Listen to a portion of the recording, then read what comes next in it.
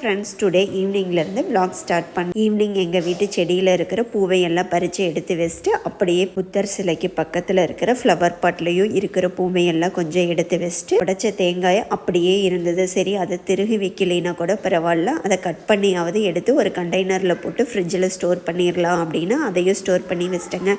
எப்போவுமே ஃப்ரிட்ஜுக்கு கீழே இருக்கிற பாக்ஸில் இந்த மாதிரி நீங்கள் ஸ்டோர் பண்ணி வச்சிட்டிங்கன்னா மினிமம் 1 month வரைக்கும் உங்களுக்கு ரொம்பவே சூப்பராக இருக்குது. துருவி வச்சிங்கனாலும் அப்படியே தான் இருக்கும். இந்த மாதிரி கீரையை நைட் நான் எடுத்து க்ளீன் பண்ணி வைக்க முடியல, அதனால் நான் கொஞ்சம் துணி போட்டு தண்ணி தொளிச்சு எடுத்து வச்சிட்டேங்க. அப்படியே நம்ம செடியிலேருந்து பறித்த உடனே நம்மளால் கட்ட முடியல, இல்லை நம்ம கடையில் வாங்கிட்டு வர பூவாக இருந்தாலும் சரி நம்மளால் கட்ட முடியாமல் அதை எடுத்து ஃப்ரிட்ஜில் நீங்கள் ஸ்டோர் பண்ணும்போது இந்த மாதிரி அடியில் ஒரு பேப்பர் மேலே ஒரு பேப்பர் வச்சு உள்ளே நீங்கள் ஸ்டோர் பண்ணி க்ளோஸ் பண்ணி வச்சிங்கன்னா பூ விரியாமல் அப்படியே இருக்கும்.